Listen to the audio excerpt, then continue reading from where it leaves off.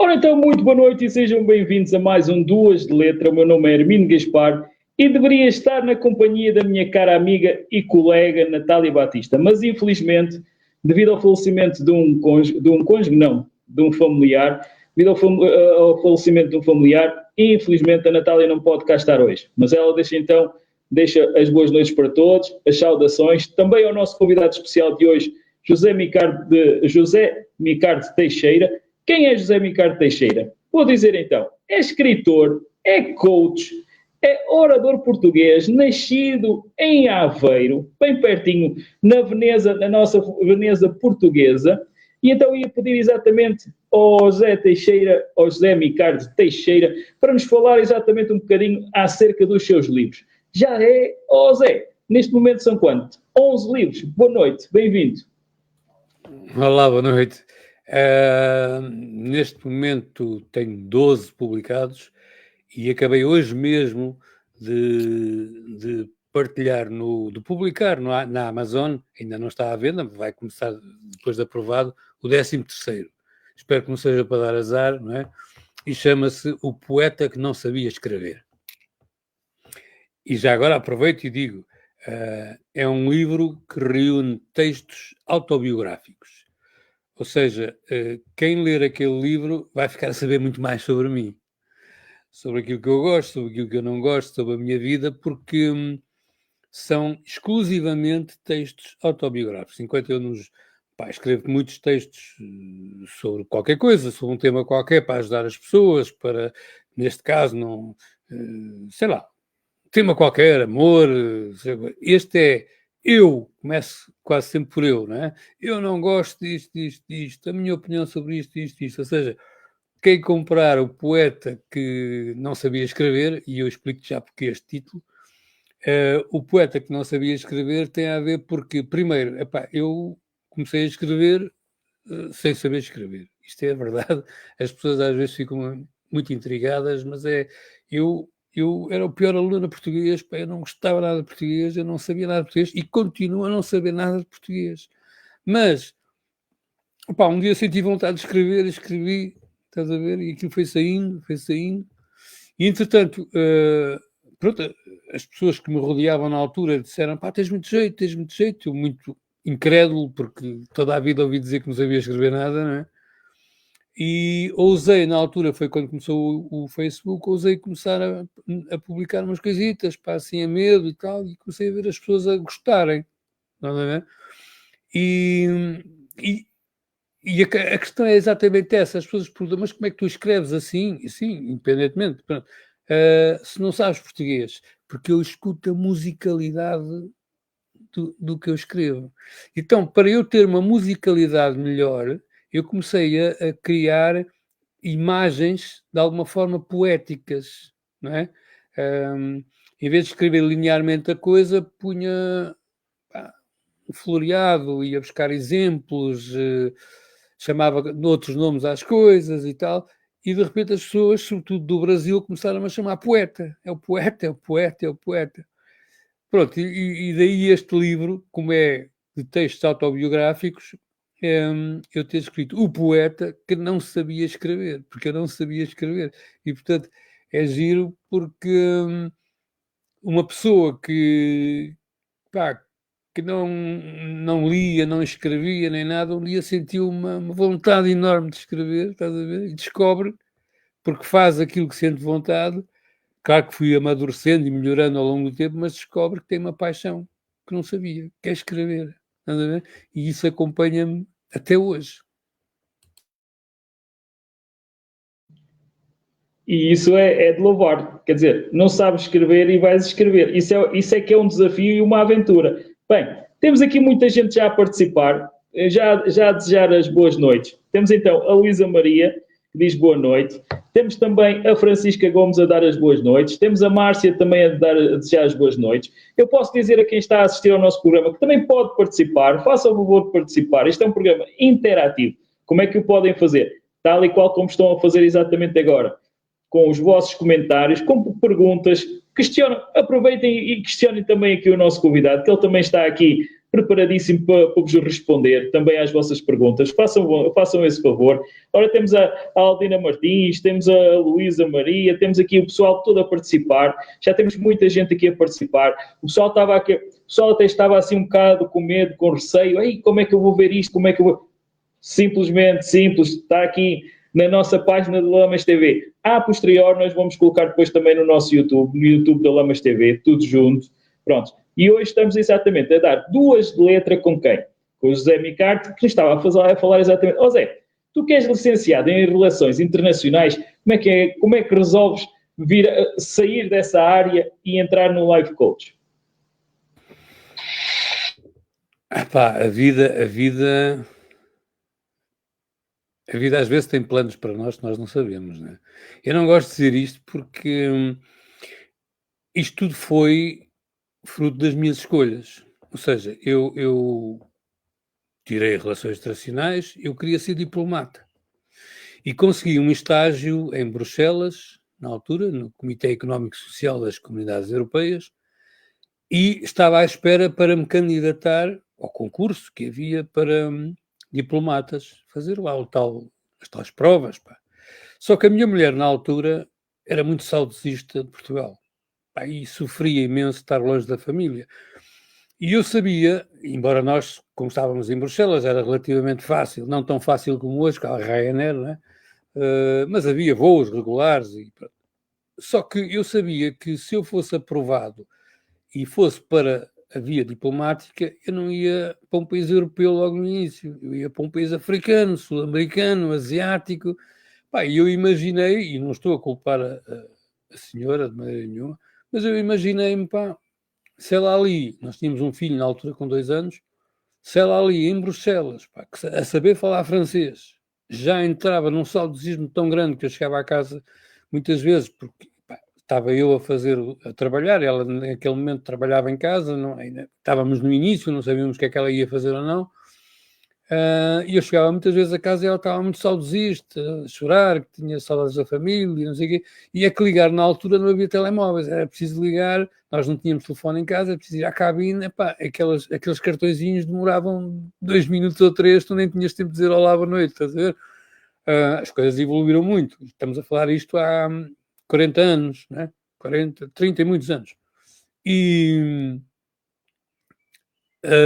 entretanto, eu decidi não, porque pá, às tantas ia para o Togo, ou para o Nepal, ou coisa assim, e a minha mulher, na altura, ela morria de saudosismo, porque na altura, para vir de Bruxelas era o que era, para vir do Nepal, era uma vez ou duas por ano, não é?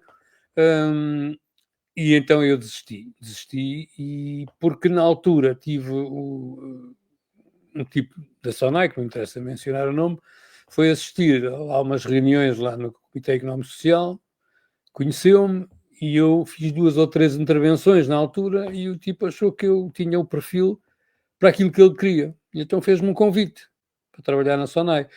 Opa, pronto, juntei o útil ao agradável e a vida colocou-me na SONAI. Eu tinha um curso que não tinha nada a ver com economia, nem tinha nada a ver com gestão de empresas, mas é tal história, pá. Uma pessoa descobre talentos quando ousa ir seguir aquilo que a vida te está a dar, muitas vezes, estás a ver? E de repente eu percebi que eu tinha um talento razoável para gerir empresas. Então, a empresa que me deram, estava uma empresa no vermelho, eu pensei, vou fazer assim, vou fazer assim, e de repente, ao fim de 1 ano e meio, a empresa já estava a dar lucro. E o engenheiro Belmiro, paz à sua alma, era um tipo que olhava para essas coisas. Estamos a falar de um gajo que tinha 28 anos, eu na altura, não é? Então ele chama-me, queria-te conhecer e tal, não sei o quê, porque eu tenho aí mais 2 empresas no vermelho e queria pegar-se nelas. Está bem. Pronto, pego naquilo. Entretanto, eu já era diretor-geral daquela primeira empresa, né? E torno-me diretor-geral daquelas 2 empresas, chego lá e tinha a capacidade de ver para aquilo que os outros, se calhar, não viam tão depressa. E eu dizia, tu vais fazer isto, vais fazer aquilo, não sei o quê. Passado 1 ano e meio, as 2 empresas estão a dar lucro. Estás a ver? E o Micar está completamente cansado, estourado, porque o Micar sabia muita coisa, mas não sabia uma coisa, que era confiar nas pessoas e, portanto, não delegava nada, tinha que controlar tudo. Uma empresa era fácil, 3 já era o cabo dos trabalhos. Entretanto, pá, como pus aquilo a dar lucro, a primeira já andava em velocidade de cruzeiro, as segundas ainda estavam, a segunda e a terceira mais ou menos. O Gerber me chama-me e diz assim: pá, Micar, tenho aqui mais 2 para ti. E eu pensei: acabou, o Micar vai acabar. Resultado, epá, aguentei as empresas 6 meses, não é? E tive um esgotamento nervoso. Um esgotamento nervoso que foi a melhor coisa que eu tive na minha vida, apesar do sofrimento que eu passei. Foi a melhor coisa da minha vida porque me obrigou a parar quando eu já estava aí num caminho de completa destruição, porque estava a fazer uma coisa que ainda custasse, não era aquilo que eu vim cá fazer. Epá, não era. E depois eu tinha um outro grande problema, que era eu tinha uma necessidade de aprovação enorme. Uma necessidade de aprovação. Então eu exigia de mim tanto, epá, para que as pessoas fizessem bom trabalho. Só que as pessoas nunca diziam, porque eu estava a cumprir o meu trabalho. As pessoas, epá, na Sonai, nos outros grupos, não é parabéns, não sei o quê. Não, é ok, porreiro, não sei o quê, não sei o que mais, estás a ver? Entretanto, eu estou em casa 7 meses e nesses 7 meses há uma revolução dentro de mim, que é, eu percebo que eu não vim para esta vida para sofrer. Eu não vim para esta vida para sofrer. O sofrimento existe, o sofrimento acontece quando a gente perde alguém, quando a gente perde o emprego, quando a gente perde uma relação. O sofrimento existe. Mas há o sofrimento que eu considero por estupidez, que é aquele em que tu podes sair dele. É que quando tu, pá, o sofrimento, por exemplo, morre-te alguém, epá, tu tens um sofrimento natural, tu vais vivê-lo, tu gostavas da pessoa, mas depois há aquele sofrimento por estupidez, que é aquele em que tu estás nele porque queres. E eu, nesses 7 meses, eu percebi, porra, eu estou aqui porque eu quero. Mas só, o grande problema é, o que é que eu quero fazer? Eu não sabia, eu não sabia, só sabia fazer aquilo. Então, quando eu ultrapasso, digamos, o esgotamento nervoso, de comunicação, eu não sei quantos mais, eu volto para a Sonai, mas já com a ideia, eu vou sair daqui. Eu vou sair daqui, não sei o que é que vou fazer. E comecei a impor limites, pá. E a delegar nas pessoas o trabalho. Foi das coisas que eu aprendi, foi, não, eu não vou me matar outra vez, está-me lá, faz isto, está-me lá, faz aquilo. E quando as coisas não corriam bem, eu dizia para cima, pá, o gajo falhou. E os gajos mandavam o gajo às ortigas, ou fazia o que queria, mas a responsabilidade era limitada para mim, não é? Pronto, e depois, entretanto, eu não sabia o que queria e um dia fiz a pergunta ao contrário, que é o que eu digo muito aos meus clientes de coaching para fazer. Eu não sei o que quero, mas eu sei o que eu não quero e está na minha vida todos os dias, não sei. E eu, claro, sabia. Então vais começar a tirar isso da tua vida. Porque é como aquelas pessoas que querem ser felizes, epá, e têm coisas no dia a dia que lhes fazem ficarem felizes. Nunca mais vão ser felizes. Nós temos que começar a fazer o trabalho interno. Mas o trabalho interno passa também por coisas do dia a dia na vida, pá. Eu lembro que tinha um jantar obrigatório em casa de um primo, de um cunhado meu, ex-cunhado. É pá, que aquilo tirava-me do sério, pá. Tirava-me do sério porque eu era mal recebido. E eu disse um dia à minha mulher: eu não vou mais. E aquilo foi uma revolução tremenda. Só que 2 vezes em que eu não fui, ela acaba por dizer: de facto, não fazes bem não ir, porque eu também não vou mais, porque ele é completamente diferente quando não estás. Mas isto, para voltar à coisa, eu descubro ao retirar as coisas todas, não é? E apaixonei pelo Reiki, porque o Reiki ajudou-me na, durante o esgotamento. Eu conheci uma senhora que me fez Reiki, que me ajudou imenso, porque o Reiki ajuda imenso nestas histórias de esgotamentos, de depressões e isso tudo. E eu começo a fazer os vários níveis e percebo que eu adoro ajudar os outros. E encontrei no Reiki uma forma de ajudar a melhorar a qualidade de vida dos outros.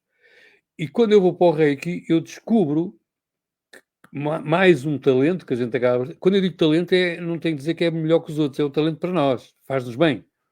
Eu descubro que tenho a capacidade de fazer as pessoas pensar na vida e mudá-las. E de repente começa-se a ouvir falar de um conceito novo que era o coaching. E aquilo chamou-me a atenção. E eu fui fazer um curso e apaixonei por aquilo. Então eu deixei o Reiki e passei a fazer coaching. E é aí que entra o Micar no coaching. Pronto, e é assim que entra o coaching na minha vida.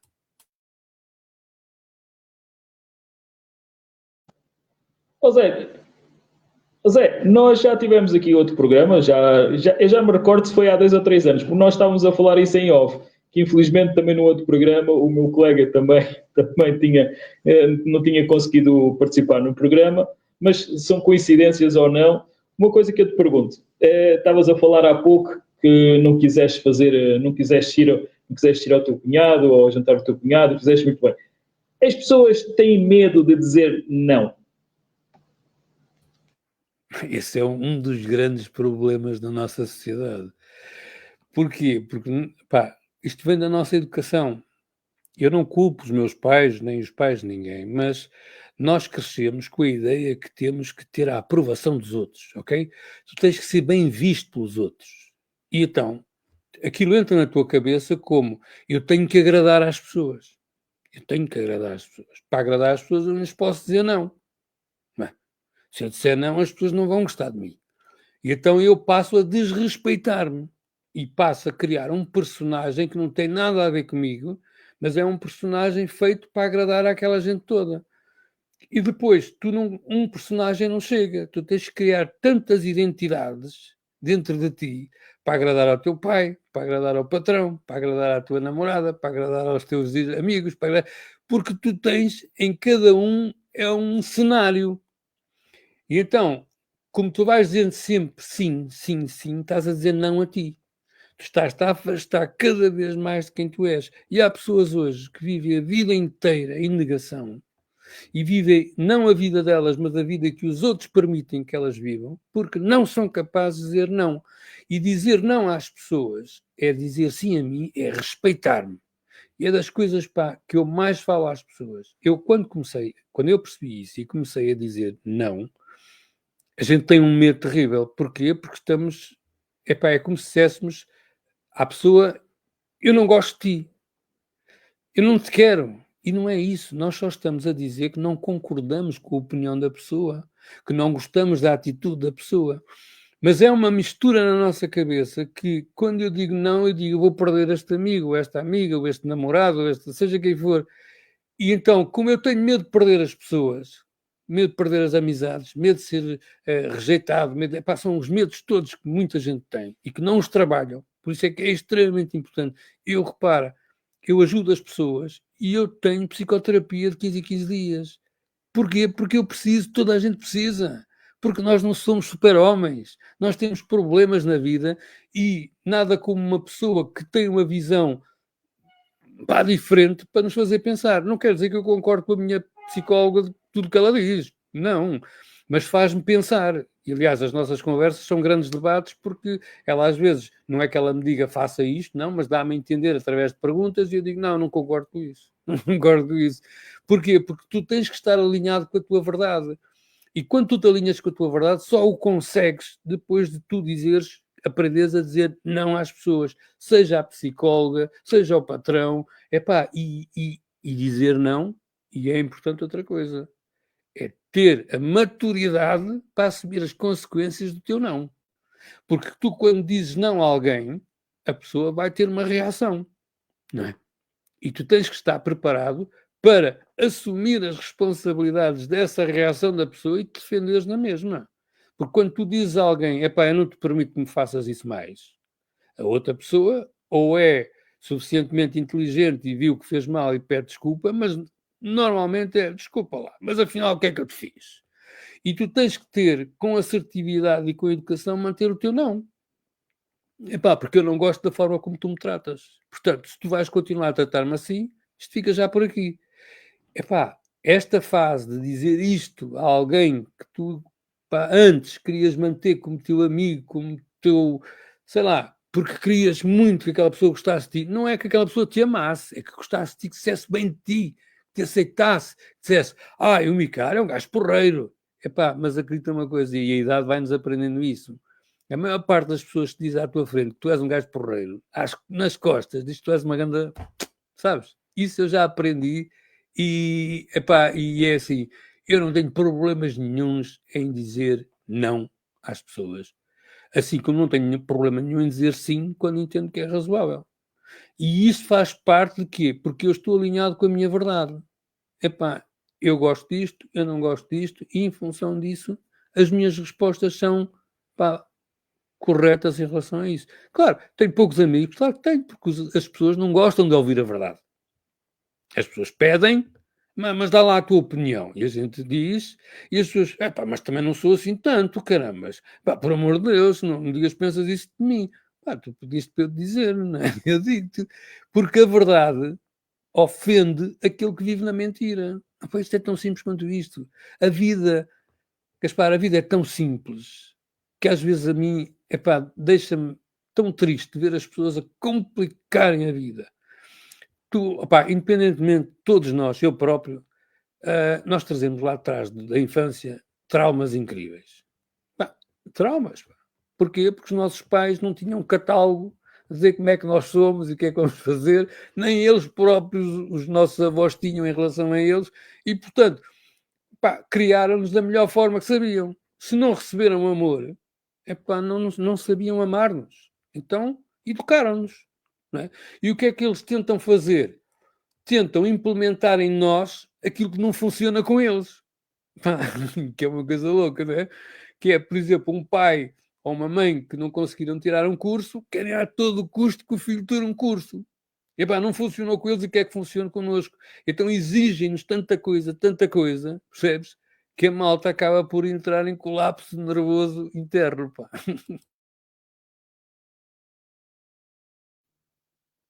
E eu acho que a malta não sabe lidar com essas situações, principalmente. Os pais, porque querem, lá está, querem que o filho seja aquilo que eles não conseguiram ser. E os filhos depois não sabem lidar com essa pressão. E hoje em dia ainda é pior, porque hoje em dia os miúdos são tão mimados com tanta coisa. Nós, no nosso tempo, eu falo por mim, eu estou a fazer 50 anos, eu falo por mim. Nós, no nosso tempo, não tínhamos nada que hoje em dia temos. Nada destas tecnologias, nestes AIs, nem estas coisas todas. Nós tínhamos que nos desenrascar. Era mesmo assim. Ou desenrascas-te, ou adaptas-te, ou então vais ao fundo. E tinha que ser mesmo assim. E eu ainda por cima, eu venho de uma família que não é nada tradicional. A minha é tudo menos tradicional.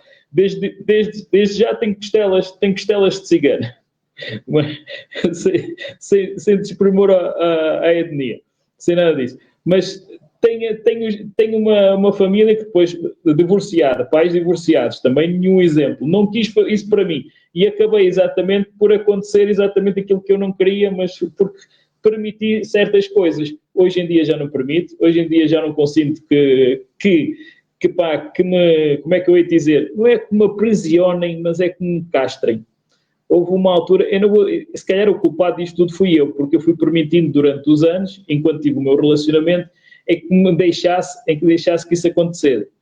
Até houve um limite. O copo transbordou e a partir daí não. E hoje em dia acho que estou muito bem como estou. Consegui uma coisa que na altura não conseguia, que é paz e tranquilidade. Hoje. Mas tive que saber lidar com muita coisa. Tive que saber lidar com muita coisa e tive que, principalmente, perder algumas coisas que eram muito importantes para mim. Mas isto faz parte do processo da vida. Isto é uma coisa natural. O medo é uma coisa que é boa. No meu entender, o medo é uma coisa que é boa, porque nós entramos numa fase de conforto.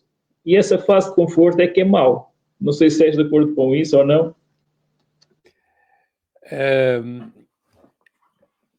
O problema vem de raiz, que é a maior parte das pessoas não sabe o que é que anda aqui a fazer. Estás a perceber? E eu digo isto, rio-me, mas eu fico muito triste com isto. Mas eu comparo, a maior parte das pessoas é quase como aqueles bombeiros que vão apagar os foguitos de um lado para o outro e depois têm aquilo outra vez porque o fogo ateou outra vez, depois vão lá e andam nisto toda a vida. Ou seja, são pessoas que andam aqui acidentalmente, que vão agindo em função do que acontece no momento, percebes? Apagar aquele fogo, e depois é automático. Esse tipo de pessoas que quer agradar a todos, mente. Não tem hipótese, tem que mentir. E a partir do momento em que entra, mentir para quê? Para sobreviver, para esconder, para não ser criticada, para não sei o que, não sei o que. E a partir do momento em que não sabe o que é que anda aqui a fazer, mente. Provavelmente uma pessoa que mente, a maturidade não é grande, estás a perceber? E de repente a pessoa, não quer pensar, não é? Mas um dia toma consciência, ou alguém lhe faz tomar consciência, que essa pessoa está a ser desrespeitada em todos os campos. E que aquele que eles acham que são amigos, não são amigos nenhuns. Aquela história de que acham que as pessoas todas são boas, isso já não existe. Hoje a sociedade é uma sociedade extremamente egoísta, extremamente invejosa, má. Há pessoas extremamente más neste planeta, nesta sociedade. E nós, acima de tudo, por isso é que é importante que a gente se respeite e saiba dizer não. Acima de tudo, temos que nos proteger das pessoas que vivem à nossa volta. E muitas vezes as piores pessoas são as da nossa família. Porque não é por serem da tua família que te vão amar ou querer o melhor para ti. Bem pelo contrário. Às vezes o ciúme ainda é maior. Irmãos, primos, dão-se cabo uns dos outros. Sabes que eu faço coaching há 20 e poucos anos. 20. Eu já ouvi histórias incríveis. E não só na vida do dia-a-dia, porque eu sou um observador. Eu adoro observar. Estás a ver? Eu estou no comboio e estou a observar. Não é analisar, estou a observar os comportamentos. Analisar é diferente. E eu vejo e ouço cada história e sei de cada história dito pelas próprias pessoas, porque eu não me acredito naquilo que vêm-me dizer. Sabes que aquele tipo fez... Isso para mim não é nada. A pessoa vem ter comigo e diz-me: olha, aconteceu-me isto. E eu ouço histórias. Eu continuo a acreditar no ser humano. Mas eu também percebo que cada vez mais o ser humano está-se a desumanizar. Ou seja, o egoísmo é tal, aquela história do Chico esperto, tem que ser mais esperto que os outros. E eu aí culpo muito, e pode parecer estranho, mas eu culpo muito um setor, e não me queiram mal por dizer isto, mas foi um setor que se desenvolveu muito nos últimos 10 mais anos aí, e que veio criar uma competição que vale tudo, que é o ramo imobiliário. Veio criar uma política, trouxeram uma política, e eu não tenho nada contra as pessoas, é o contexto. Uma política que vale tudo, competem entre eles. Eu digo isto porque eu vendia agora há pouco tempo a casa que os meus avós deixaram, e ficou para mim de herança, e eu vi o que as pessoas são capazes de fazer, as imobiliárias entre elas, comigo no meio, não é? Os valores dos princípios, onde é que eles andam? O que interessa é vender. E quando tu refletes isso na sociedade, exatamente, o dinheiro, claro, vender. Quando tu refletes isso na sociedade, sais do ramo imobiliário e vais para os outros ramos, numa escala menor, porque, pronto, é mais caseiro, mas está lá tudo. As pessoas hoje, mais do que nunca, acham que o chique espertismo é que funciona, estás a ver? E então, aquilo é morcão, eu vou dar cabo dele.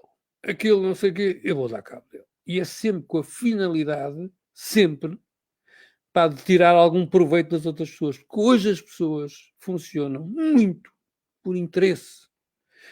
Se eu sou teu amigo, tenho algum interesse. A amizade pura, isso, cada vez é menos, Cada vez é menos. Eu sei que as pessoas são capazes de dizer que eu sou pessimista. Pelo contrário, eu sou altamente otimista e acredito no ser humano. Agora, sou um gajo que olho para a sociedade e vejo como ela está. E eu gosto muito de olhar e observar.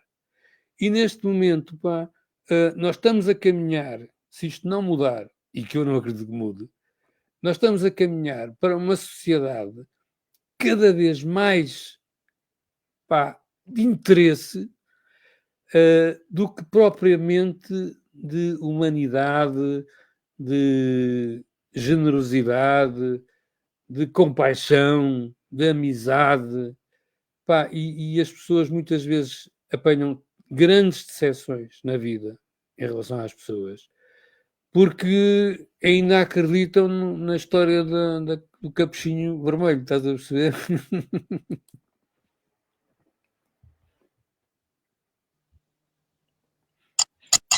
Ora bem, sendo tu um vegetariano, acreditas nos signos, nestas coisas dos signos?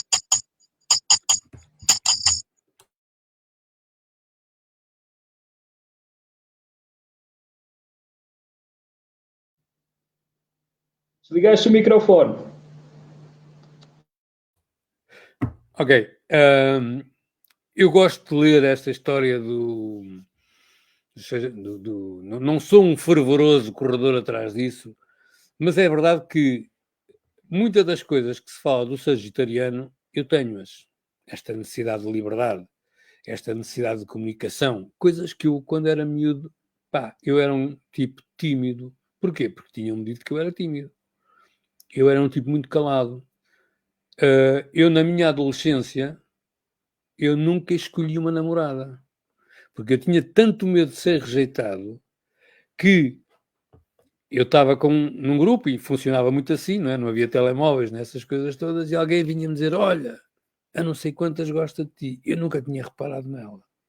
Mas olhava para a miúda e desde que ela se enquadrasse, digamos, dentro do perfil aceitável, eu de repente sentia-me apaixonado por ela. Mas o que está por trás disto tudo é, eu vou ter com ela e não vou ser rejeitado. E vou poder sentir o amor dela por mim, que é uma coisa que eu não senti dos meus pais, que é uma coisa que eu tenho medo de não sentir das pessoas que eu vá atrás, não é? Se eu vou atrás de uma pessoa, eu gosto daquela pessoa. Eu lembro de gostar de uma rapariga na adolescência, nem me chegava. Porquê? Porque achava que se lá chegasse, ela ia me dizer, vai-te embora, pá. E este medo da rejeição, que hoje fundamenta-se muito nesta sociedade, nós temos medo, lá está tal dificuldade de dizer não, temos medo de ser rejeitados, não é? E daí as pessoas não perceberem qual é a finalidade das relações. E como têm tanto medo de ser rejeitados, aquilo já não é relação, é uma relação. Estás a ver? Porque qualquer pessoa é livre de sair e de entrar e de fazer. Uma relação é uma ligação. É uma coisa em que ninguém é obrigado a estar lá. E então as pessoas estão mais preocupadas em prender a pessoa do que em libertar a pessoa. Porque quando tu libertas a pessoa, é claro que ela pode-se ir embora, não é? Mas enquanto não vai embora, e pode não ir embora, tu estás a ser honesto com a pessoa, tu estás-lhe a dar a possibilidade dela crescer, dela conhecer-se, dela... Porquê que a maior parte das pessoas, quando tem uma relação, trava a outra pessoa? Porque tem medo que, ao estimulá-la a conhecer-se, ela um dia olhe para nós e diga assim, eu estou com a normal aqui, eu quero me ir embora. Então, esta posse, este sentimento de posse. É por isso que hoje as relações, e eu vou falar de números que as pessoas vão ficar chocadas, mas 90% dos casais não é feliz. Ok? Graças a Deus hoje existe o divórcio. Mas existe também uma coisa que é a dependência financeira. As pessoas casam, investem numa casa, em 2 carros, mais uma piscina, mais não sei o que, não sei o que mais, fartam-se um do outro, mas têm que ficar juntos porque senão têm que perder isso tudo. E o que é que vão dizer as outras pessoas, não é? Que de repente lá se foi a casa, lá se foi a piscina, lá se foram os 2 carros. Esta sociedade vive muito, nós falamos da era do aquário, que íamos entrar na era do aquário, a era do ser. Nós entramos na era do aquário, mas o aquário afundou-se, porque nós continuamos cada vez mais na área do ter. Eu tenho isto, eu tenho aquilo, eu quero isto, eu quero aquilo, eu quero aquilo outro. E as pessoas não percebem que o ter, não é como nos egípcios, que eu quero muito, que é para ir para o outro mundo com isto. Não, a gente vai-se embora, isto fica tudo aqui. E as pessoas não percebem, ou não querem perceber, que mais importante do que ter é ser. Porque tu, quando tens, nunca tens paz. Tu, quando és, consegues ter a paz.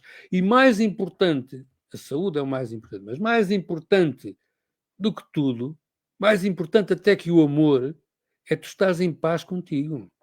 Porque se tu não estás em paz contigo, tu nunca vais poder amar alguém, tu nunca vais poder ser feliz, tu nunca vais... Porque não estás em paz. E mais, pior ainda, como não estás em paz contigo, tu vais querer tirar a paz aos outros. Isto funciona assim. Hoje cada vez mais é assim,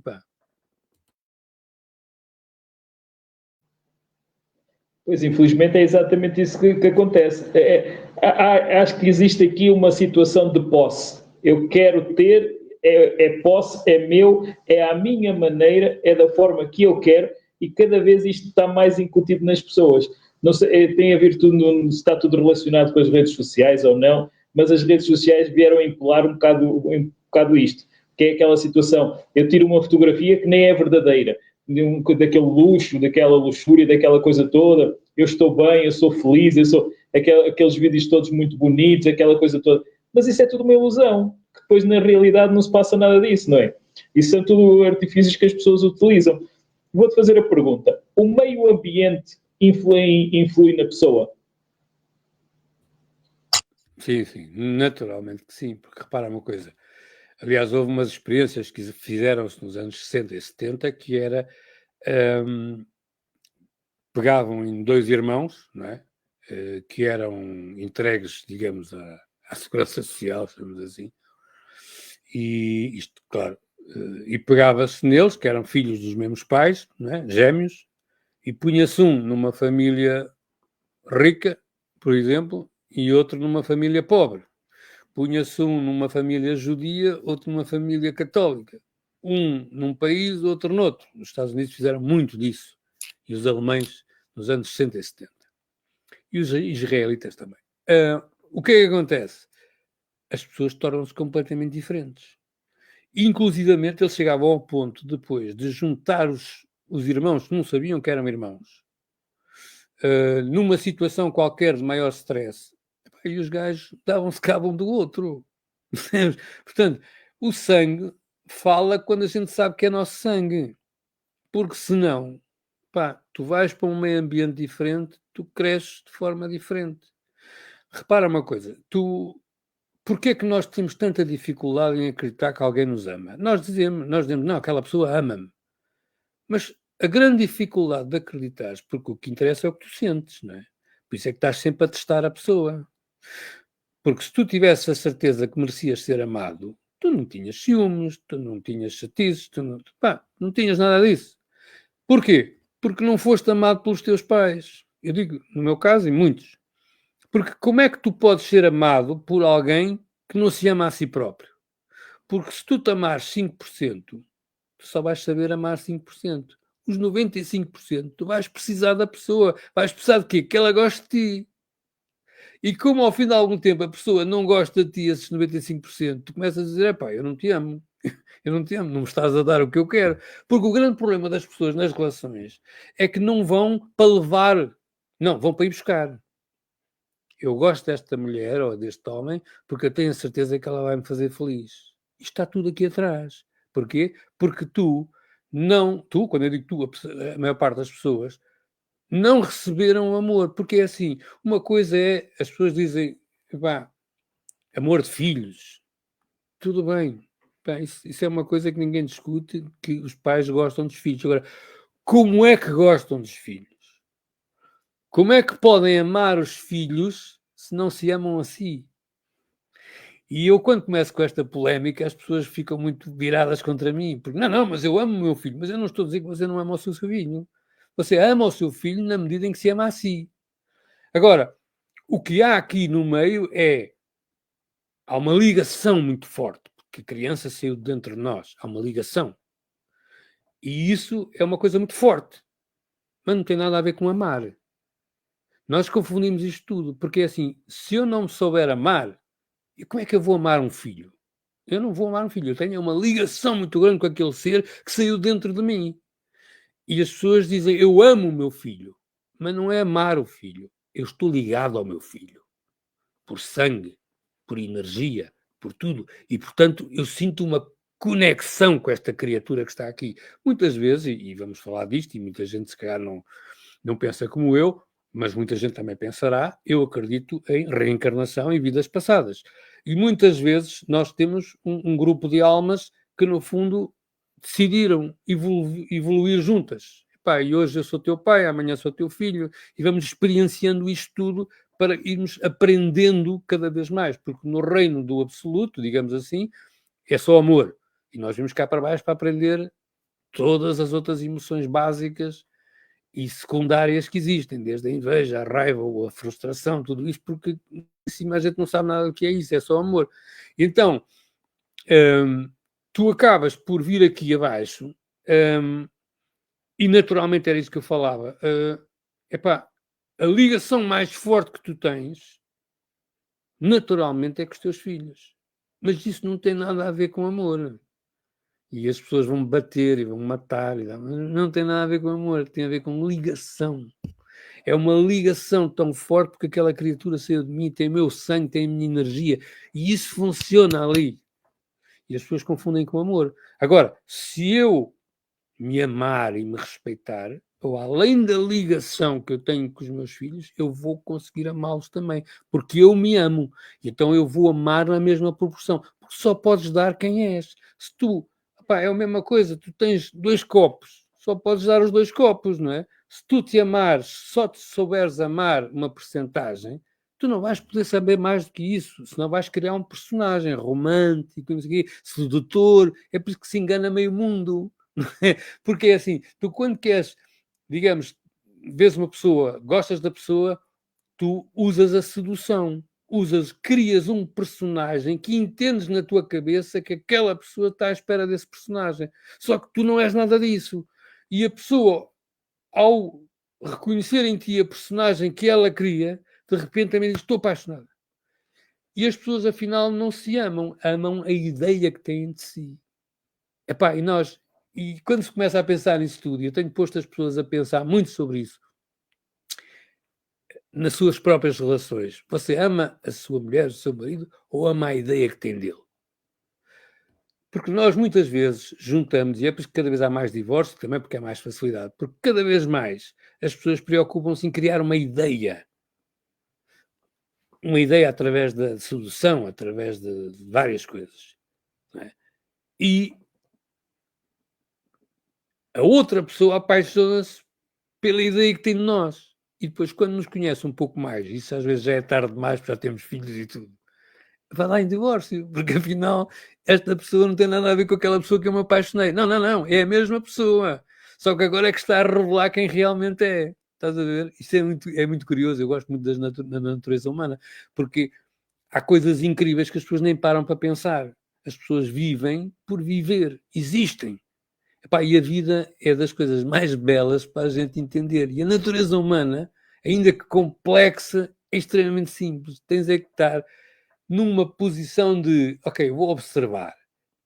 E perceberes o que é que move as pessoas. E tu, de repente, começas-te a rir porque percebes como é que a vida... E atenção, eu percebo um bocadinho. Mas há quem não perceba nada. E há quem perceba mais do que eu. Falaste muito bem. E hoje, como é o Dia Internacional das Famílias, eu também te fazia esta pergunta. Hoje em dia mudou-se um bocado os lugares da família, não é? Antigamente os pais eram o principal e depois é que estavam os filhos. Hoje em dia é exatamente o contrário. Hoje em dia é tudo para os filhos e nada para os pais. Como é que tu vês esta inversão de valores? Isto é uma consequência natural da forma como a sociedade está a evoluir, não é? Ou seja, aquela história que eu te falava há bocado, que os pais educam aos filhos aquilo que não funcionou com eles, não é? Hoje vive-se numa sociedade que é extremamente competitiva. Portanto, vive na comparação. Eu tenho que ser melhor que aquele, tenho que ser melhor que aquele. E, portanto, de repente, enquanto antes era venerado o pai e a mãe, porque eram os exemplos, eram eles que davam, digamos assim, o mote da família. É a família do senhor coronel não sei quê, ou é a família do senhor Teixeira. É a família... Hoje já não se fala assim. Hoje o senhor Teixeira e o coronel não sei quê estão mais preocupados em que os filhos sejam uma excelente imagem deles próprios. Estás a ver? Muitas vezes procurando que os filhos alcancem aquilo que eles não alcançaram.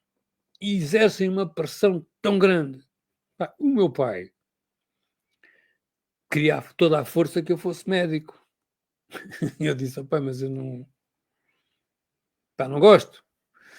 Não gosto, Eu não disse não gosto na altura, porque eu não conseguia dizer não ao meu pai. Disse, pai, eu desmaio quando vejo sangue. Inventei aquela história, por acaso não desmaio. E, eu desmaio quando vejo sangue. Portanto, eu era um médico desmaiado todo o tempo. Fosquinhas, não sei o quê. Então, advocacia. E eu não queria nada daquela droga, mas o meu pai queria que eu à fina força, fosse para um dos cursos que ele queria ir porque o meu pai queria ser médico ou advogado, mas entretanto, como não tinha notas para isso, foi para engenheiro, estás a perceber? E o meu pai não foi por engenheiro por paixão nem por vocação, foi olha, eram as vagas que havia, meteu-se, estás a ver? e acabou por ir para a engenharia que ele nem gostava, que era engenharia química. O meu pai não tinha nada a ver com isso. Mas claro, tirou o curso de engenharia química e toda a vida trabalhou nesse ramo. E é por isso que ele, a ligação que ele tinha com o trabalho era uma ligação de obrigação. E as pessoas não percebem que nós não viemos cá para esta vida para sermos obrigados. Nós viemos a esta vida para escolher. Claro que vivemos em sociedade, há regras, há leis, algumas muito estúpidas, algumas sem sentido nenhum, mas existem, e se não queres ir para a prisão, vives em Portugal, tens que cumprir essas regras. Não é? Pronto. Mas, à parte disso, tens todo um rol de escolhas que tu podes fazer. Ainda que, e eu já paguei no corpo com isso, tu não vives num país democrático ou livre. Atenção que isto não é nada assim. Tu vives num país que está muito melhor do que antes do 25 de Abril, correto, em termos de condições, em termos de expressão, livre expressão, em termos... Sim, senhora, mas experimenta fazer algo que não agrade lá em cima, a ver se eles te deixam fazer. Eu já o fiz uma vez. E quase que me cortavam as pernas, não vou entrar em pormenores aqui, quase que me cortaram as pernas. E vou-te dizer uma coisa, sem mencionar nomes nem nada, porque eu não gosto de saber. Uma vez um tipo de um canal de televisão, dos grandes canais de televisão, fez-me uma proposta e disse-me, eu gostava que tu tens uma forma de motivar as pessoas e não sei o quê, não sei mais. Eu estou aqui a pensar em incorporar-te 3 vezes por semana os últimos 10, 15 minutos do programa antes da despedida, e vinhas lá falar, responder a perguntas de pessoas sobre temas de atualidade emocional, das relações e isso. Para mim tudo bem, tudo bem. Pronto, combinámos tudo, salário e tudo, e o gajo levou aquilo à direção de programas. E um dos gajos, que não vale a pena dizer o nome, mas é um dos gajos que aparece ali na televisão muitas vezes ainda, disse assim, esse gajo não, meu, que esse gajo vem fazer as pessoas pensar, e eu não quero aqui ninguém a fazer pensar as pessoas. Portanto, estás a ver a democracia que nós temos, não é? Ou seja, este gajo não. Eu neste momento tenho uma grande quesilha com o Facebook, e isto é de rir. Porquê? Porque eu falo a verdade, não é? Só que falo a verdade e eles não têm para onde pegar. Então, uma vez eu fiz um anúncio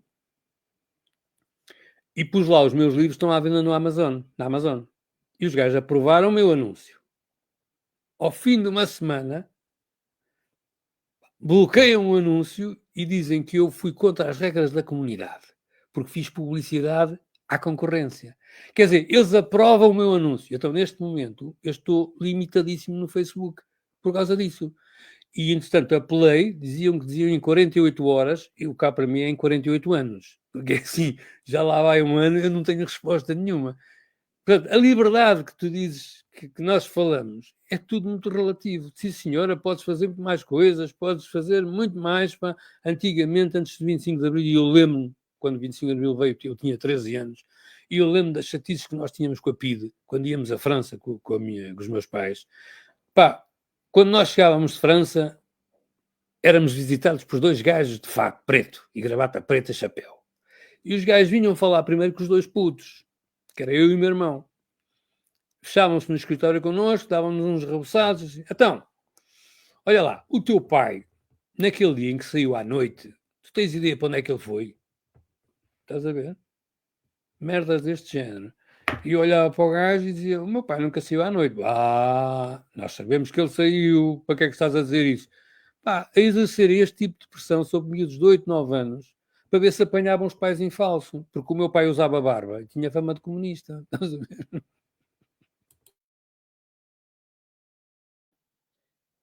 Infelizmente, antigamente era mesmo assim, estas coisas, mas a política está muito relacionada também com todas estas situações, não é só a parte da imprensa, a política também.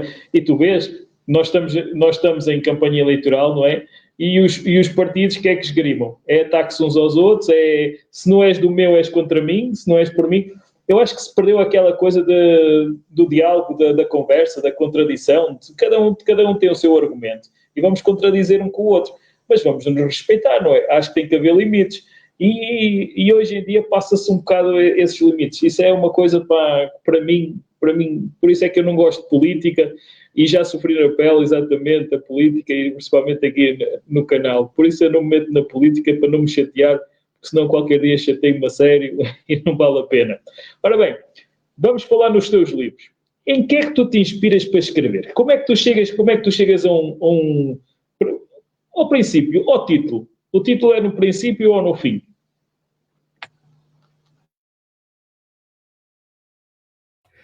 O título é só no fim. E às vezes o título normalmente tem alguma coisa a ver com o livro, mas às vezes não tem nada. Eu uma vez adorei um título que se chamava, que era o nome de uma canção dos Gypsy Kings, que era O Touro que se apaixonou pela Lua. E eu disse, epá, este título vai ser para um livro meu. E assim foi. E as pessoas pensavam que eu era o touro e que havia uma lua que era uma mulher qualquer. Não, pá, aquilo foi um título que eu gostei. Agora, o Sagitário que tinha medo de amar, sim, isso era eu, sou eu.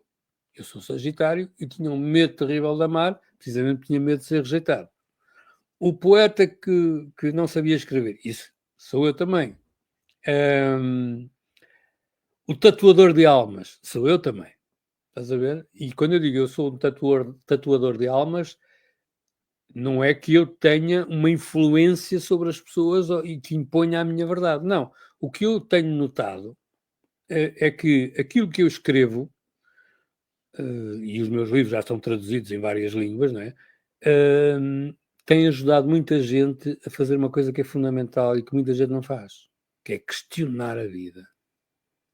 Questionar as coisas. Não dar nada por certo. Porque, sabes, nesta vida nada é certo. Por isso é que eu digo muito às pessoas, viva intensamente o momento. Epá, não pense tanto no futuro. As pessoas, quando eu me reformar, quando eu me divorciar, epá, e daqui até lá. Porque o mais valioso que existe é o tempo da vida. Eu vou fazer 64 anos, a vida passou assim. Mas eu tenho a noção de que o meu tempo de vida, neste momento, é muito mais vivido do que quando eu tinha 20 anos. Porque quando eu tinha 20 anos era a loucura, era aquelas coisas todas, não sei o quê, mas eu não tinha noção do tempo, eu não tinha noção da valiosidade do tempo. Então as coisas passavam a correr e eu nem usufruía. Eu hoje procuro estar consciente, quer nos momentos em que estou triste, quer nos momentos em que estou em dor, quer nos momentos em que estou alegre, quer nos momentos em que eu estou em amor, eu procuro estar consciente do que estou a viver, porque assim é que o teu tempo de vida é validado e tu vives tão intensamente que o futuro para ti, e tu sabes que o teu futuro, opa, é o desconhecido. É lógico que tu fazes escolhas que vão te levar a algum lado, mas no meio das escolhas, epá, acontecem tantas coisas no meio que tu vais numa direção e depois escolhes ir noutra. Tu não podes determinar hoje, epá, eu daqui a 20 anos quero estar ali. Não podes, não podes. Tu tens que viver, eu digo tu, toda a gente, temos que viver o dia a dia, fazer planos, sim, epá, um gajo dizer, epá, eu no verão vou em férias, e até vou marcar já as passagens, não sei o quê. Mas viver o dia a dia, pá, fazer, porque é assim, ok, amanhã vou ali, vou colar, tudo bem, isso não é planos, isso é a vida, né? Isso é, mas viver intensamente o dia a dia. Epá, eu neste momento estou aqui a fazer esta entrevista contigo, estou a vivê-la intensamente, estou-me a entregar, eu não estou, mal ou bem, não interessa, as pessoas depois vão dizer o que quiserem, mas eu, epá, entrego-me totalmente ao que estou a fazer. Quando vou escrever, que era onde vem a pergunta, pá, há um tema, às vezes não há temas, às vezes sento-me à frente do computador e penso assim, o que é que eu vou escrever? O que é que me apoquentou? Numa consulta de coaching, o que é que veio à cabeça? Não sei o quê. Ok, sobre este tema. Então, procuro a primeira frase, porque a primeira frase vai-me ajudar. E depois, primeiro escrevo o que me sai da cabeça. E o texto está feito. Normalmente demora 10, 15 minutos a escrever um texto.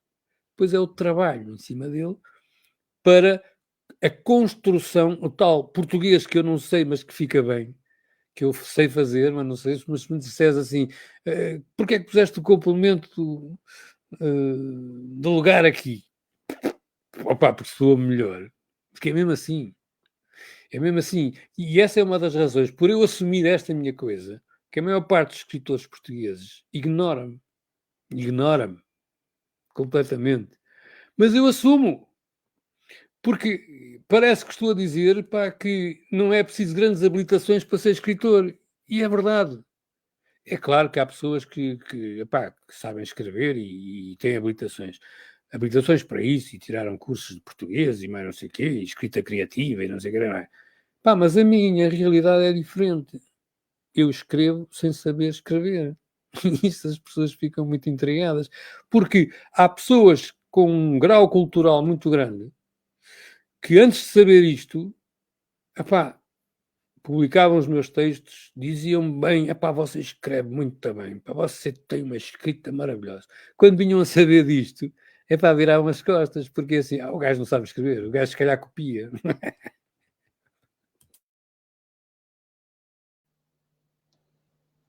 E tu tens uma pessoa que utilizou exatamente uma citação tua, que depois até despoltou ali aqui nas redes sociais, exatamente, será que é dela, não é dela, mas afinal era tua. Estamos a falar exatamente de uma grande atriz, Glenn Close. Como é que tu viste toda essa situação?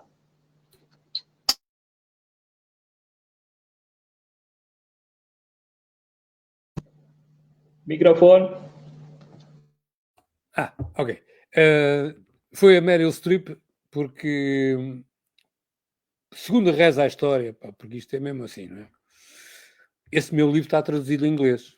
E segundo reza a história, a Meryl Streep, num programa de televisão, levou o meu livro e disse: vão-me permitir que eu leia aqui um texto do autor português, e disse o meu nome, José Miguel Teixeira, que exemplifica exatamente o que eu estou a sentir neste momento, que é um basta.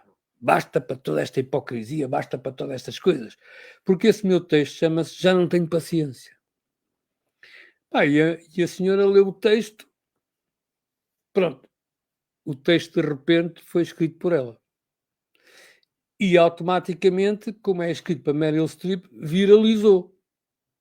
E um dia, há uma amiga minha que tinha o meu livro em inglês e que vê esse texto publicado num jornal que era, numa revista que era de papel, mas também era online, não é?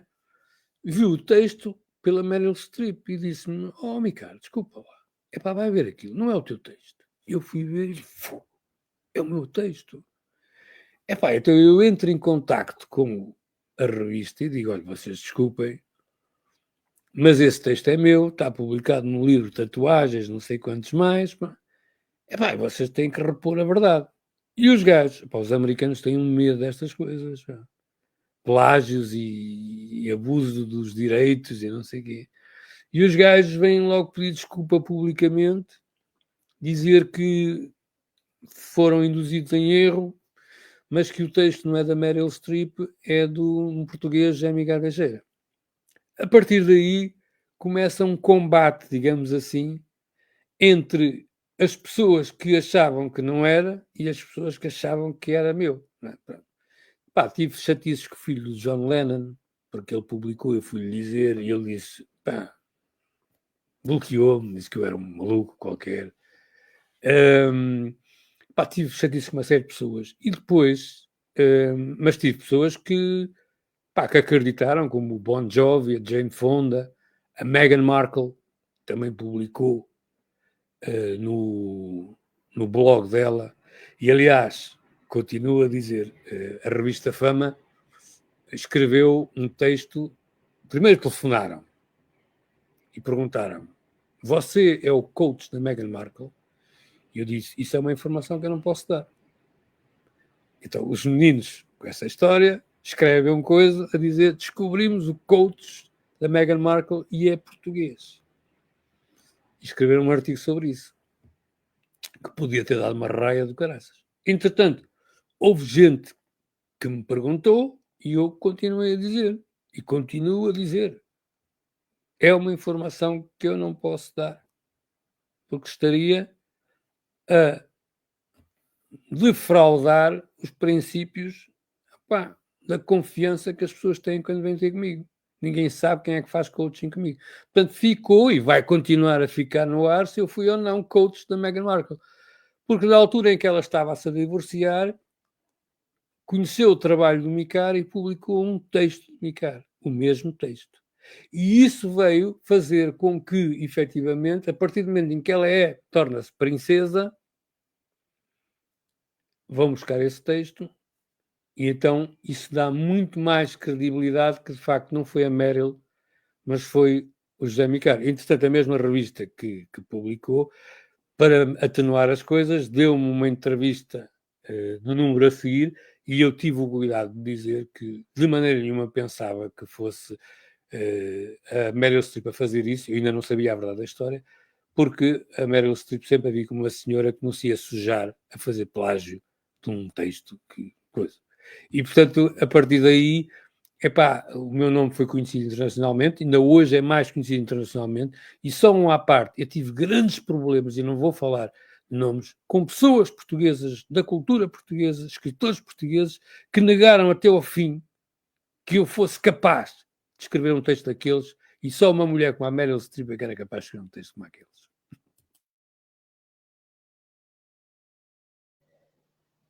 As pessoas são capazes de tudo e mais alguma coisa, isso realmente acontece. E ainda bem, e agora aproveitar exatamente para corrigir o erro, não é Glenn Close, mas a Mary Streep. Se calhar ainda é melhor, depende dos gostos de cada um, se calhar ainda é melhor.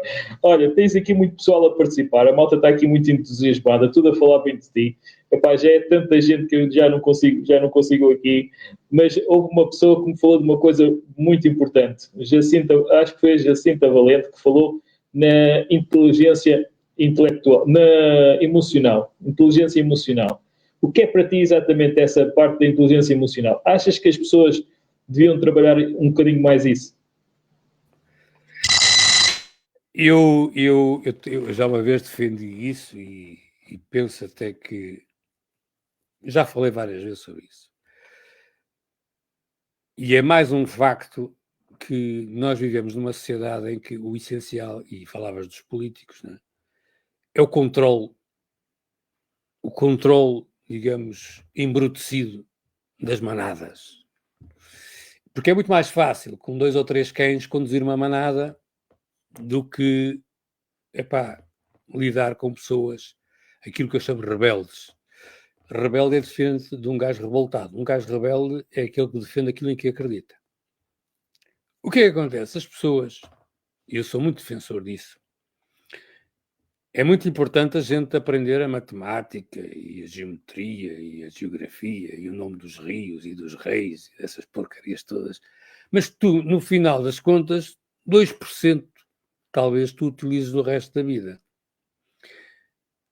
E era extremamente importante, precisamente na sequência dessa inteligência emocional, desde miúdos,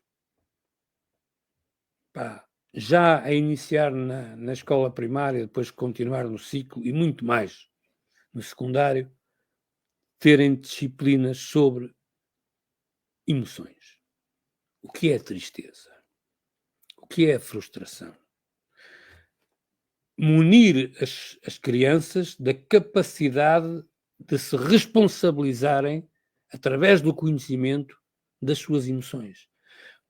Aquela história do o homem não chora, não é? O homem não chora. Isso faz um mal terrível. E quer se queira, quer não, isso ainda perdura. Porquê? Porque as crianças, na sua competição para serem as melhores, esquecem-se de saber o que é viver as emoções. E, portanto, se um pai exige de um filho que ele seja, o melhor do mundo, e ele não consegue, ele vai viver uma frustração e uma decepção enorme. E não sabe gerir essas emoções. Não sabe que essas emoções vêm, qual é a origem, o que é que promoveu isso, o que é que levou a isso. Não sabem nada. Então, hoje, não tenho nada contra os homens, já fui ajudado por eles. Isto é maravilhoso para os psiquiatras. Porque a maior parte, e sobretudo os homens, em vez de ir fazer psicoterapia, preferem tomar umas pastilhitas e passado um bocado está tudo bem. Está tudo fixe. Porque hoje, eu, quando fui tratado com antidepressivos, quando tive o esgotamento, eram chamados antidepressivos tricíclicos, em que um gajo, primeiro que aquilo funcionasse, tu tinhas vómitos, tu tinhas insónias, tu tinhas dores de barriga, tu tinhas tudo, e o médico dizia, isso acaba por passar, e acaba por passar. Hoje não, hoje tu tomas desde o Prozac para cá, tu tomas, ao fim de 3 dias já começas a sentir assim uma aragem na cabeça e tal, e depois perguntas, e os problemas? Não tem mal, meu, os problemas continuam a existir, mas está tudo bem, meu, é quase como se um gajo bebesse copos. E então, o que é que isso faz? A psiquiatria é usada abusivamente hoje. Abusivamente. Qualquer pessoa que se queixa, em vez de dizer assim, vai ter com um psicoterapeuta, tenta perceber, não, olha, toma lá aqui o Xanax, toma lá não sei o quê, que isso passa. E nós temos que ter essa capacidade de enfrentar as nossas emoções. E é isso que não existe. As pessoas não têm medo das emoções. As pessoas têm medo de amar, e eu sei que isso é porque eu já tive medo de amar, porque tinha medo de ser rejeitado.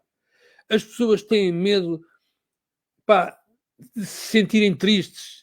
Eu devo estar mal, estou triste, já é o 3º dia que eu não durmo bem, estou triste. Tenho que ir ao psiquiatra. Ou se eu estou e tal, eu não ando a dormir. O psiquiatra, com todo o respeito, a função dele não é medicar, é tirar os sintomas. As pessoas pensam que o psiquiatra, embora hoje já tenha uma vertente de psicoterapia e tudo, mas a função do psiquiatra é tirar a inquietação, a ansiedade que a pessoa está a sentir. Não é? Portanto, é esse o objetivo deles e eles cumprem isso. Uns mais profissionalmente que outros, mas isso é uma questão que em todas as profissões é assim. E a partir do momento em que tu te metes num psiquiatra só, porque tu podes ir a um psiquiatra, o psiquiatra tira-te aquela ansiedade toda e tu a seguir mais calmo vais ter com uma psicoterapeuta ou com um psicoterapeuta e mais calmo analisas o que é que te levou a chegar ali. Mas não, a partir do momento em que te sentes melhor já nem queres saber, estás a ver? Já nem queres saber, já consegui trabalhar, já consigo, porque nem penso naquilo que me aconteceu. E eu não estou a dizer que a psiquiatria não é importante em determinadas situações, mas para estabilizar a pessoa, para a seguir, para lidar com aquilo que levou a ficar deprimido. Porque senão é uma pessoa condenada a tomar aquilo a tua vida toda, porque não resolve nada. E depois chega a uma altura e o psiquiatra ou ele próprio diz, já estou a tomar isto há tanto tempo, vou começar a tirar. Tira. Passado 2, 3 meses vêm-lhe as mesmas coisas, porque não tratou de nada, não tratou da cabeça, tratou dos sintomas só. Não é? O problema continua lá. E tudo isto faz com que, de facto, as pessoas tenham medo das emoções e quem está lá em cima não tem interesse nenhum que tu domines, entre aspas, e enfrentes as tuas emoções. Há uma máxima universal que é fundamental. Aquilo que eu resisto, persiste e cresce. Aquilo que eu enfrento perde poder sobre mim e chega a desaparecer. E é exatamente isso em relação às emoções. Se eu resistir a uma emoção, ela cresce. E eu vou ao psiquiatra. Se eu enfrentar uma emoção, ela vai perder poder porque eu vou começar a tratá-la por tu. E quando eu digo ela desaparece, eu passo a conhecê-la. E quando ela surge, eu já sei como lidar com essa emoção. E isso chama-se inteligência emocional. É a capacidade de lidar com as emoções que sentimos, sem entrar em pânico e gerindo-as e sabendo que é natural e normal senti-las, não é? Só que isso não há interesse. Não há interesse nenhum.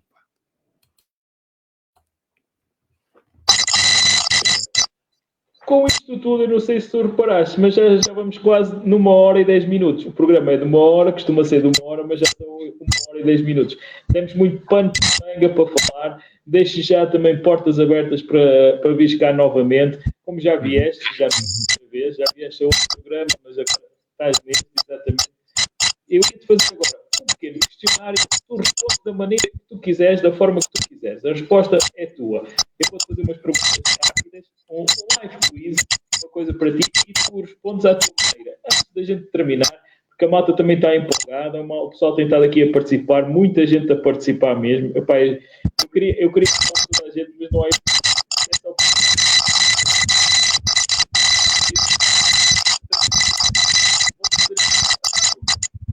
A primeira pergunta: praia ou campo?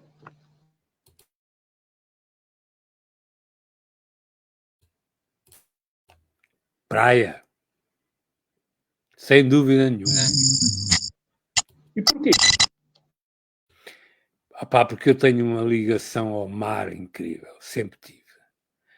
O mar, para mim, é um sinónimo de casa, de liberdade. Não te sei explicar. O sol, para mim, é como eu chamo, é o praia setamol. Estás a ver? Praia setamol. É fundamental. Eu, para mim, a praia revitaliza-me.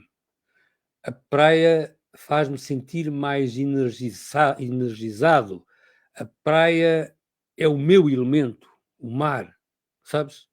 Entrar no mar, parece que estou a entrar em casa, parece que estou a ser lavado, parece que estou a ser ungido, parece que estou... Pá, para mim o mar, a montanha, pá, é se tiver que ser. Se tiver que ser. Sim, senhora. És um homem de amores ou paixões? Das duas coisas. Eu amo e tenho paixões, pá. Mas uma coisa eu te digo, tu não consegues viver sem as duas coisas.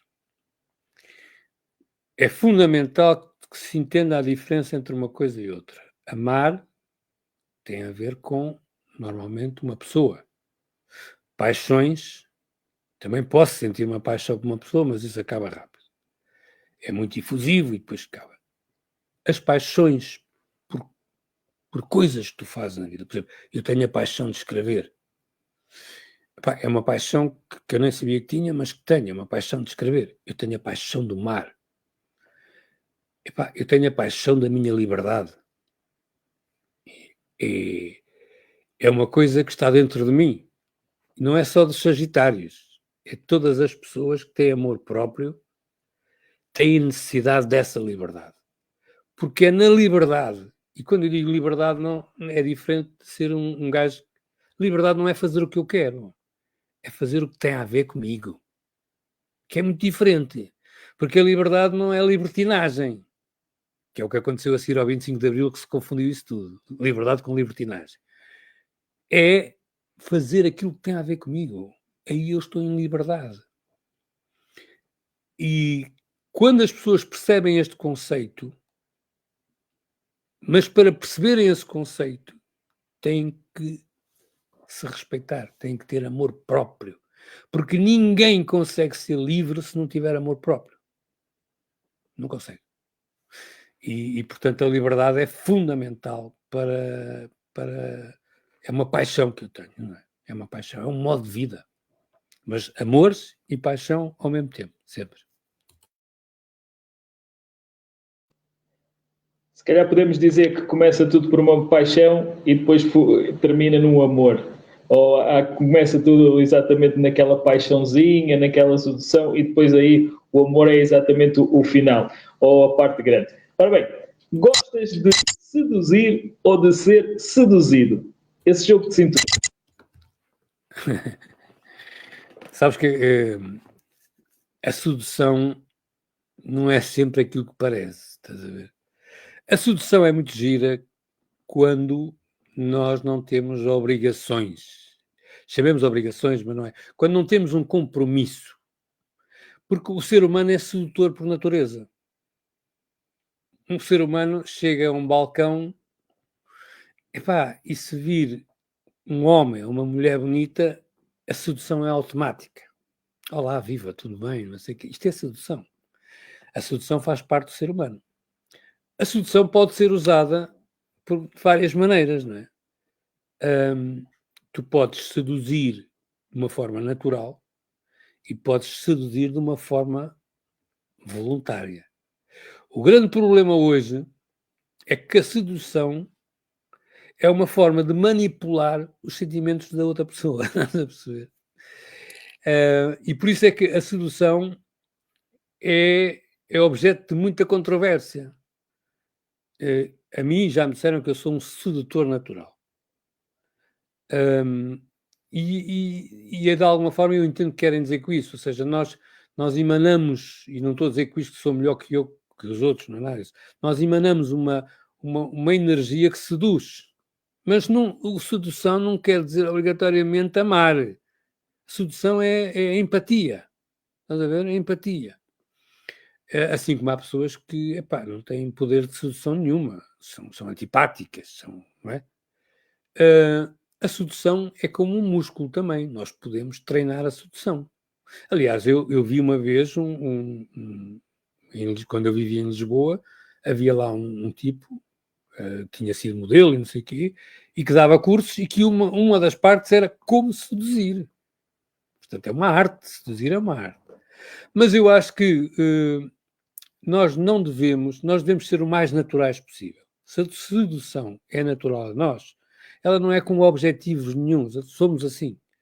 Agora, usar a sedução para confundir os sentimentos das pessoas, para atingir interesses, aí não acho que seja muito correto, percebes? Porque eu sou muito a favor da verdade. A verdade. Tu, se queres estar bem nesta vida, tu tens de ser verdadeiro, primeiro contigo. E consequentemente com os outros. Porque se tu não és verdadeiro contigo, nem com os outros, tu não andas aqui a fazer nada. Tu não sabes mais o que é que has de dizer. E é assim, pega-se mais depressa um mentiroso que um coxo. E a partir do momento em que te dizem aquele gajo é um mentiroso, ele não se livra mais daquela fama. Porque o meu avô, eu gosto muito de falar do meu avô, o meu avô, que era agricultor, lavrador de sol a sol, era um sábio. Porque que era um sábio? Sabia pouco, mas o pouco que sabia aplicava na vida. E eu passei algum tempo com ele na minha adolescência. E ele dizia-me assim: um ladrão será sempre um ladrão. Só é preciso surgir a ocasião. Um mentiroso será sempre um mentiroso. É só preciso surgir a ocasião. Um traidor, e atenção que a traição não tem que ser necessariamente ir com outra pessoa. Traição, há muitas maneiras de trair a confiança da pessoa. Um traidor será sempre um traidor. Só precisa da ocasião. Ou seja, vamos supor, um ladrão foi apanhado a roubar, apanhou uns anos de cadeia e diz, agora não roubo mais. E anda anos sem roubar. Um dia está à toa, precisa de dinheiro, não sei o quê, surge a ocasião, o gajo vai roubar. Porque está na natureza dele. Não há hipótese. Assim como o mentiroso. A maior parte das pessoas mente ou para criar um personagem que não existe ou para se safarem de ter problemas. E até está anos sem mentir. Um dia tem um problema do caneco e vai mentir para se safar do problema. E o meu avô disse-me isso, eu tinha 16, 17 anos e aquilo ficou-me. E ao longo da vida eu tenho vindo a assistir que é exatamente isso. Porquê? Porque é a natureza humana. Porque não há forma de mudar isto. Não sei se há forma de mudar. Aquilo que eu tenho visto é isto. E o meu avô dizia, e é real isto. Acontece. Pode ser 20 anos depois, surge a ocasião e o gajo é ladrão outra vez. Força. Ora bem, eu tinha a pergunta para te fazer exatamente, que era política ou sabedoria popular, mas acho que já está respondida. E continuo a seguir. Preferes andar à velocidade da luz ou a passo de caracol?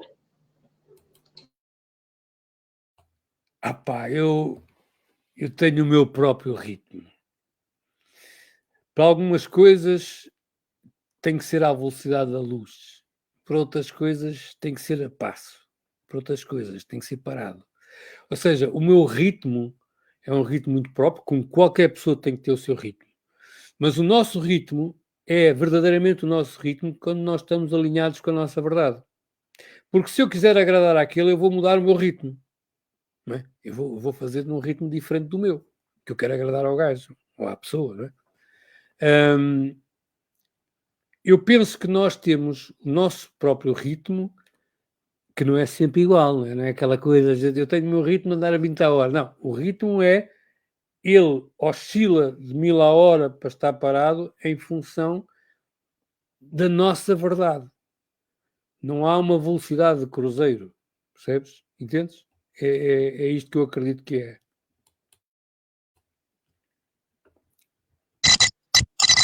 Ora bem, agora vamos àquela pergunta exatamente que toda a gente quer ouvir a resposta. Meninas e meninos, preparem-se, porque esta pergunta agora eu não sei se vai deixar ou não, assim um bocado encabulado aqui o nosso convidado, mas eu tenho de fazer esta pergunta. Se calhar não devia ser eu a fazer esta pergunta, devia ser uma menina, mas pá, nós aqui estamos à vontade os dois, não há problema nenhum com isso. Eu vou-te perguntar exatamente isto. Tu respondes da forma que tu quiseres, ok? Sempre. A pergunta é simples. Qual foi a maior loucura que fizeste por amor? Isso eu não posso contar. Pá. Não posso contar porque é do foro muito pessoal, percebes? E provavelmente iria chocar muita gente. Ou então não.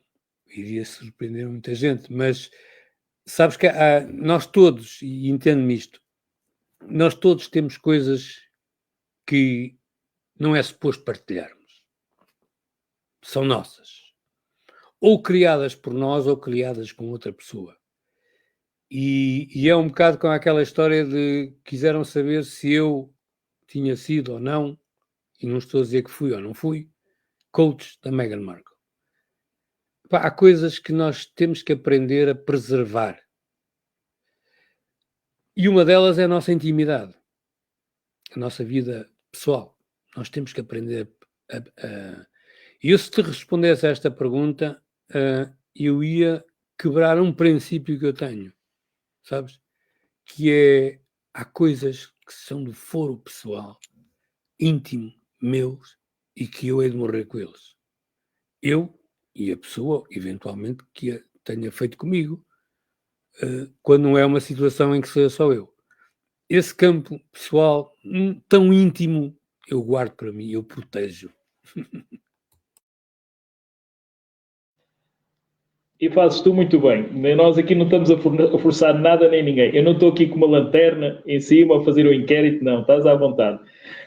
Vou-te continuar aqui. Estamos quase a terminar o nosso inquérito. O nosso live quiz, não é? Quase a terminar. Eu perguntava-te, o que é que sentes mais falta?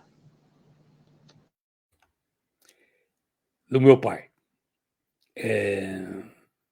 O meu pai, apesar de nós termos tido uma relação muito conflituosa, porque o meu pai era uma pessoa muito crítica. Pá, eu cresci com ele a dizer: tu não prestas, tu não sabes nada, tu não serves para nada, tu nunca vais ser nada na vida, tu nunca... Mas eu amava o meu pai. Protegi-me. Houve uma altura em que ele se excedeu e eu afastei-me dele durante 7 anos e meio. Foram dos 7 anos e meio piores da minha vida. Porque, como eu me amava e me respeitava, tive que me afastar dele. Mas sofri. Sofri porque amava aquele homem. Não é? Nós, quando às vezes temos que nos afastar das pessoas que amamos porque há incompatibilidades, nós sofremos. Porque quando se ama, verdadeiramente, é para toda a vida. É para toda a vida. E eu amei o meu pai, é porque o verdadeiro amor tu podes eventualmente ser incompatível. O meu pai era extremamente incompatível, mas eu não deixei de amar aquele homem. E só quando ele descobriu que tinha o cancro, a minha mãe também estava meio doente já, portanto não pude acompanhar. O meu irmão disse: eu não tenho estômago para isso. E eu não fui por ser o último. Eu já queria ir. E o meu pai disse-me: tu não precisas de vir, eu vou sozinho. Eu disse: não, pai, eu faço questão de acompanhar o meu pai. Porque eu amo o meu pai. E sei que ele olhou para mim assim, foi a primeira vez que eu lhe disse, ele olhou para mim e pensou: estás-me a engraxar. Porque o meu pai tinha um grande problema. achava que todas as pessoas tinham interesse nele. Interesse no dinheiro dele, interesse nos favores dele, interesse... E, portanto, olhava para os filhos da mesma forma. Então, deitava-nos abaixo. Não é por acaso que o meu irmão, aos 15 anos, entra na droga, faz um percurso de droga terrível até aos 32. Aos 32, finalmente sai da droga, entra no álcool e morre aos 53 com uma cirrose. Porquê? Porque tudo aquilo que ele ouviu do meu pai teve uma influência enorme. E eu não culpo o meu pai. O meu pai julgava que estava a fazer melhor. Mas a verdade é que a falta de amor que nós tivemos, eu e o meu irmão foi para esse campo. Eu não, felizmente não. Fui para a música, fui ser disc-jockey, comprei uma moto, pá, vivia, digamos, gostava de mulheres, não é? Mas eu esperava sempre que elas gostassem de mim primeiro. Mas estive bastante ligado ao lado feminino. E, portanto, as drogas para mim não era uma coisa necessária. Eu ia buscar a atenuante da falta de amor do meu pai nessas coisas. A música para mim era uma coisa, ainda hoje música para mim é uma coisa. E quando eu acompanhei o meu pai durante os meses finais da vida dele, e sobretudo quando ele veio para casa para morrer, o meu pai viu em mim aquilo que ele nunca tinha visto. E ele teve duas frases que valeram tudo aquilo que eu passei e valeu o sofrimento que eu tive de continuar a amar aquele homem. Porque o amor também traz sofrimento, assim, deste género. Quando nós não podemos estar com a pessoa que amamos, é porque há incompatibilidades, como eu havia com o meu pai, a gente sofre. Mas na parte final, uma vez no IPO, ele já muito abatido, já muito coisa, e eu sempre ao lado dele. Ele tinha acabado de fazer um exame extremamente doloroso e eu fui buscá-lo e sentei lá numa cadeira e ele põe-me a mão na perna e diz-me, pela primeira vez na vida, ainda bem que estás aqui comigo. Pá, aquilo era o mesmo que ele me tivesse a dizer a maior declaração de amor, estás a ver? E depois, quando ele vai para casa para morrer, todos os dias eu ia vê-lo 2, 3 vezes, porque eu sabia que ia perder o meu pai, ia perder um dos amores da minha vida. E à noite ia lá, e estava lá até ele começar a ficar cansado para ir para a cama, e ele perguntava-me sempre assim, tu amanhã vens cá? Venho, pai. Eu gosto muito que tu venhas cá. Foi as 2 únicas coisas que o meu pai me disse a vida toda. Mas sabes, valeu para a vida toda. E quando meu pai morreu, eu não estava em casa deles. Quando cheguei, já estava lá aquela confusão toda. E eu mandei sair toda a gente do quarto. Porque ele morreu em casa, né? E fechei a porta e falei com ele. Tive que lhe dizer aquilo porque não tive a oportunidade de dizer em vida. Que era, pai, eu sempre te amei e a maior lição que tu me ensinaste é esta. Eu não quero ser como tu. Eu quero viver a vida de uma forma diferente. Eu quero viver a vida intensamente. Eu não quero ter medo de dizer a verdade.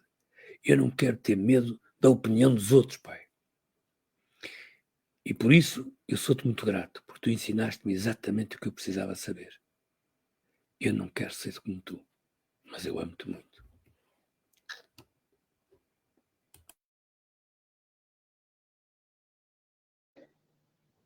É aquele vínculo. Pai e filho é um vínculo que existe entre os dois e é muito importante. É muito importante. Está bem, estamos mesmo quase a terminar. Vamos para a última pergunta. Ao bocado falaste em DJ e por aí fora, isto vai exatamente no contexto. Tu tens a música, é uma terapia, toda a gente sabe que a música é uma terapia. Tu tens alguma música em especial que tu te agarres e apoies ou depende do momento? Tenho algumas músicas, né, e depende muito do momento.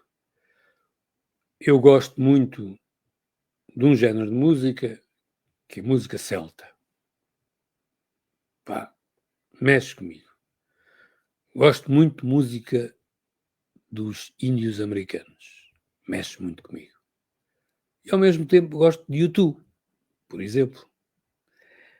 Digamos que ando muito entre estes 3 tipos de música. Às vezes estou a escrever, estou a ouvir música celta. Estou a ouvir música índia, mas não é da Índia, é música dos índios americanos.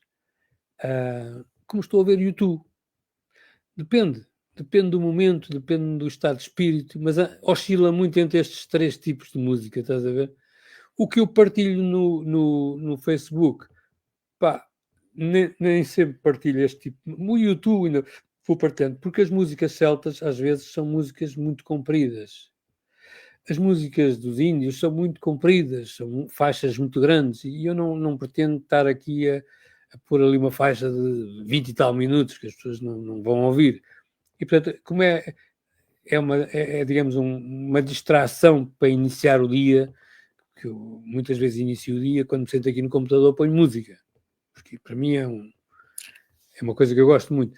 E partilho às vezes a música que estou a ouvir. Olha, vai esta partilho com as pessoas para as pessoas saberem o que é que eu estou a ouvir naquele momento e que estado de espírito é que estou. Porque nem sempre o estado de espírito, o meu estado de espírito, eu sou um ser humano. Há dias em que estou triste. Há dias em que estou alegre.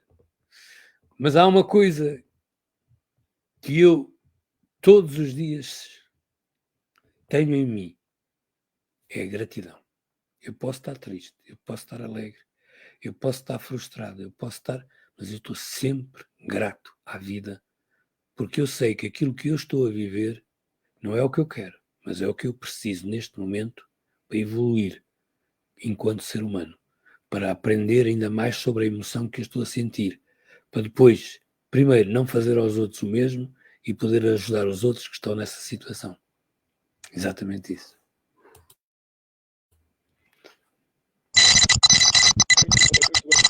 Eu acho que a Natal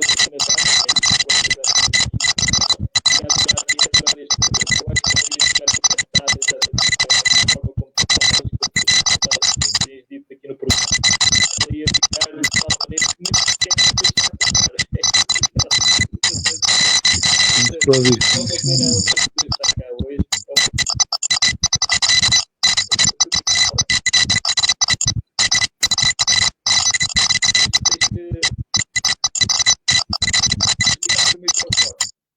Exatamente.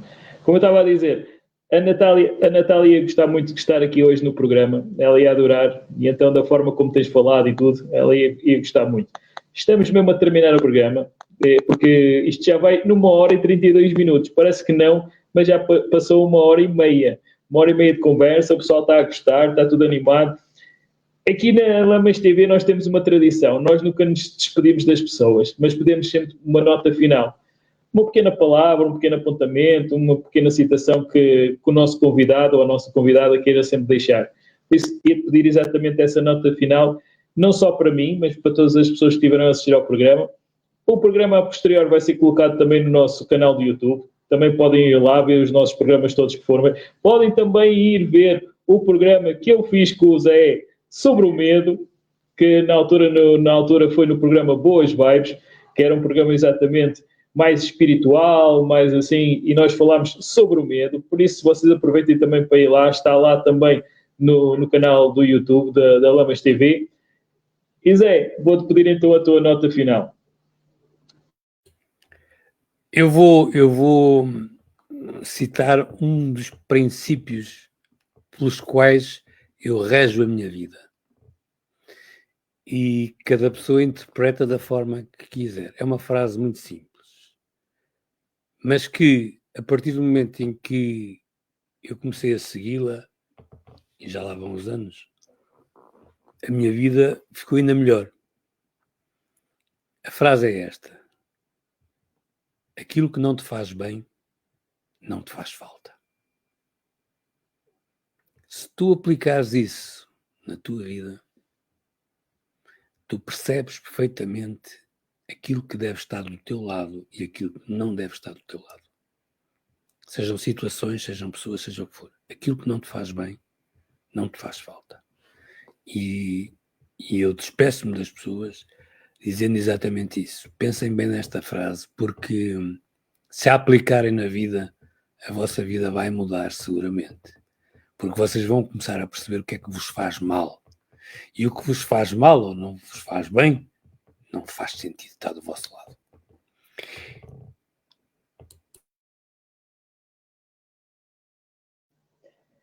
Ora, nem mais, concordo plenamente. Ora bem, quero então desejar a todos que estiveram a assistir ao nosso programa e aos que ainda vão ver o programa, um excelente fim de semana. Hoje é quinta-feira, amanhã é sexta, temos aí o fim de semana à porta, por isso aproveitem o fim de semana para se divertirem.